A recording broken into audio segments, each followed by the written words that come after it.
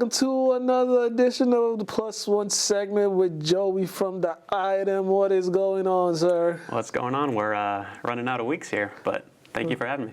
Oh, thank you for coming. Thank you for coming in. We're gonna, ladies and gentlemen, it was a rough week last week for Lynn Sports, so this might not be the most positive episode we've ever had, but we got to talk about what happened last week. But first, before we do that, Mike Tyson is fighting Jake Paul this Friday, and he's a big boxing guy. I'm over this Jake Paul stuff.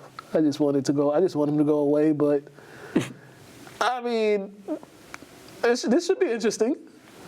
All the people you want to go away, Jake Paul, Ryan Garcia, those guys, they're probably not going away anytime soon. They're not. I blame social media. I mean, what year is it? And Mike Tyson's fighting, so I'm rooting for entertainment. I'm going to watch it. I mean, let's not act like we're all not going to watch it. Yeah. But I just hope everyone's safe and okay. He's a 60-year-old man fighting a 28-year-old man in his prime. So if he catches him in the first 2 rounds, I think he could do some damage, but I like Jake Paul by stoppage, I think. Yeah, Mike said he's been going 8 rounds during his training, so we'll see how much that gets in. But one thing about fighters, it's still in them. It's still in them. So you ever see the 6th Rocky movie? Yes. When he's old and he comes back for one fight? I hope we see it. Yeah, so maybe it might be one of those, but I blame all you social media kids for making Jake Paul a thing. I just blame all of y'all. Y'all made him a thing, and the world would be better if he just wasn't around. I don't mind Jake Paul. I think he works hard. Yeah, I think he's goofy. The good news for Tyson, however, is that each round is only 2 minutes instead of 3. Okay. So he should really go full force, right? Yeah, and also, this is also a money thing. These guys are all business guys. They see the bigger picture, and it's all they're gonna that big old purse. I think Paul's getting like 50 mil or somewhere around there for this. What was Mike getting, like 20 something mil? Yeah, so that's where you gotta have it. It's all about that money. We're gonna go into a depressing time in Lynn Sports, which was last Friday. Man, the city as a whole, we went 0 for 5 in everything. It was just, I think 4 of the games weren't even close. One of them was close, but we'll start off with St. Mary's, which was the closest game that we had. I wasn't there, so I don't know what happened, but talking to a parent who was there, he said they had it, but it was just a couple things that they did that kind of got them, and there was a close touchdown. Tyler, he dropped a touchdown pass, and Tyler doesn't drop nothing, and it seems like it just was one of those days for them. Well, it's a tough loss because we know the aspirations that program, that school has when it comes to a state tournament run, and I'm sure they would have liked to go to the championship at least a few more rounds, but an unfortunate finish. They're on the road. They struck early in that game. There were positives to take away, and it is still a positive season. Many teams would kill to have the season St. Mary's just had, but now it's on to the Fenwick game. Thanksgiving. I'll be there. I'm excited for that one. They did a lot. They did do a lot of good things. It's just, I always go down that travel too, man. That's just a lot. That travel, man. Maybe that travel impacted their offense a little bit. As you said, they did score on the first play, but they only had 13 points.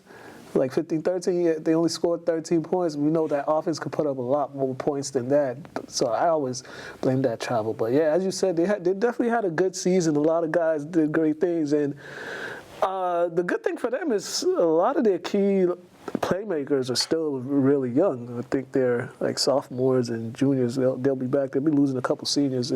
Tyler's going to be graduating. A couple guys are going to be graduating. But they still could build from this because they got the quarterback coming back. I believe they got all 3 running backs coming back, and they got a couple guys on the defensive side that's coming back. And there's a lot to look forward, positives to look forward to, especially going into that Fenwick game. Because we don't know if they have a consolation game or not. So if they have this week and next week off, just get ready for that game. And we don't know how big that one is now that it's back on Thanksgiving. Yeah, can't wait for that one. We'll be there. I'm sure you'll be there. And Tyler Guy, fantastic career. When it comes to what he's been able to do on both sides of the football. Yeah. He's kind of a do-it-all Spartan. He does a little bit of everything. So congrats to him on a great career. Yeah. But in terms of everyone else, it's just about taking what you can out of an experience like this. Yeah. And you start again. I mean, day one of the off season is technically now. So It's like semi now. yeah. I mean, this isn't like. Yeah, some of them play other sports, you know what I mean? Right. They're already next year. Yeah, it's next year. We'll talk about them. So Kip Academy, they went down to, Kip Academy was home against Bourne. They struck first. Looked like they was going to have themselves a day, and that was it offensively for them. Bourne made some adjustments, and Kip just, they just didn't have it that day. For the totality of the game. It's no secret that the team would have liked to have a better performance in that one on both sides of the ball. You don't want to score 6 points, and you don't want to allow, 26. It was close to 30. I think it was 26 points. I'd have to look. Yeah. But it's disappointing. Not in their performance, just the fact that they lost. But a great season and another season of growth in their eighth season of existence, something like that. Yeah. So just tremendous what Coach Rabbit and company have been able to do, and now it's on to Lintech. It's consolation, but then Lintech.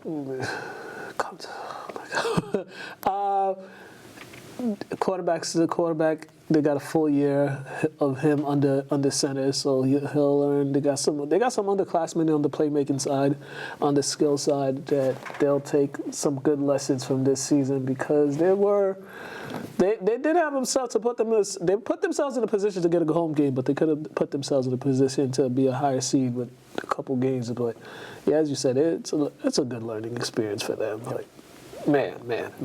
Lintech, they had to go all the way to Carver. That long bus ride, and then it was just not their day. It was not their day. Offensively, it wasn't their day. Just overall, it wasn't their day. It was just wrong, but worst time to not have their best performance. But, man, it was tough. I know, and then that's another program that you think about all the guys they lost last year. Not to call it a rebuild year, but a lot of young players were leading the charge this year, starting with the quarterback position. So I hate to say this with every Lynn team we talk about this week, but it's just about learning from those experiences. And these young guys, when you interview, when you interview a senior, sometimes they'll always say, I remember that game my freshman year, even though we lost, it did a lot for me mentally. Hopefully it can be like that. Yeah, let's see what happens. They had some injuries, too. They had injuries. I mean, Anthony Brown, they lost him the second or third game of the year. The young running back, the freshman running back, who looked like he was going to have a great season. Jacob Garcia, he missed a game, I believe, because of a suspension or so. Even Shadiel Ortega, he missed a game with injuries. So they had some guys in and out of that lineup. But, yeah, quarterback's young, running backs are young. They got some guys that'll be seniors next year that's been part of this program since they got to Tech. So another learning and building situation for Tech, and they'll get ready. We're gonna have a good one with them and Kip on Thanksgiving, though. That'd be a good game. Yeah, that was gonna be a good game. Let's go, Lynn English.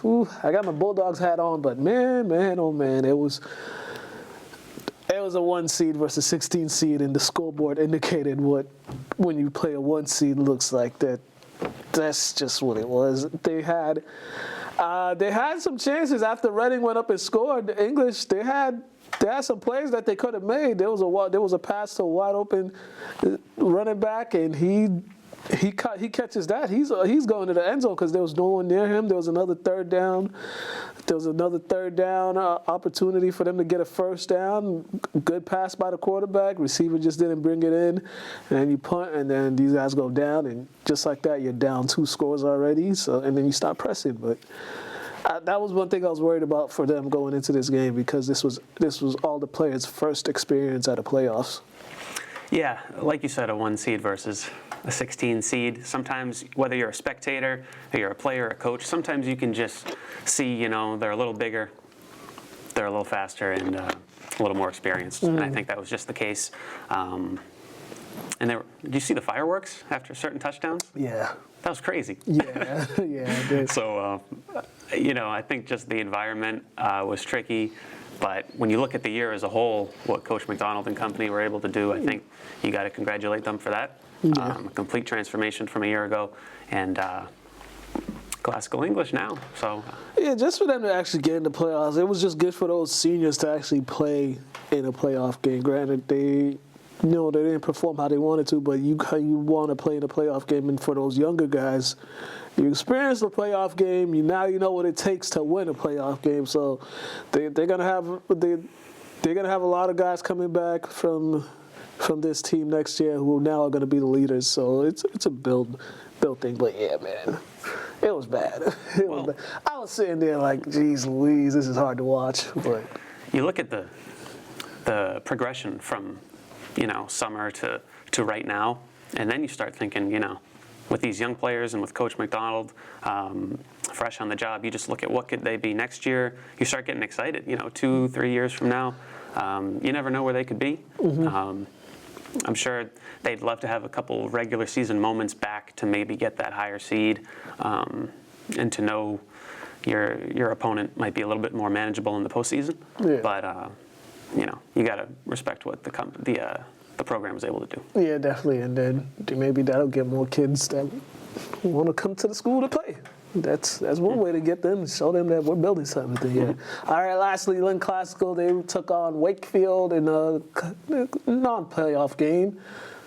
And this one wasn't good either, but the fact that Classical could still go out there and compete with everything that's going on with their players as far as injury-wise, because it's kind of like, as Coach Vaughn said, he's lost 3 guys to ACL injuries this year. So the fact that he's still able to get the bodies to put out there for those guys to compete is just a miracle in itself.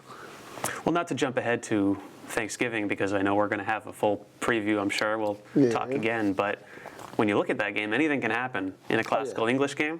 Like, we thought Classical might run away with things a year ago, Right. With Vaughn and Naskey through the air and everything, and it was an 8-6 game. English almost won that game. So you never know what could happen. I'm sure when you look at the records and some of the statistics, English might be the favorite. But anything can happen on Thanksgiving between those two programs. Yeah, anything can happen, and then the good thing is you get a nice week before you play, so you could get a lot of guys rested and healthy leading up to that game. But yeah, it's English Classical. It's a rivalry game.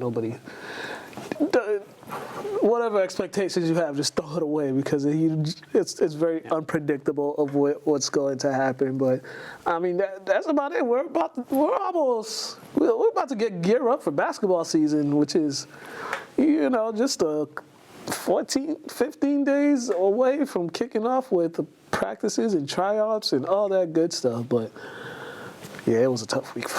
It was a tough week. Tough week. What do you guys have out as far as stories? We've got stories out in tomorrow's paper.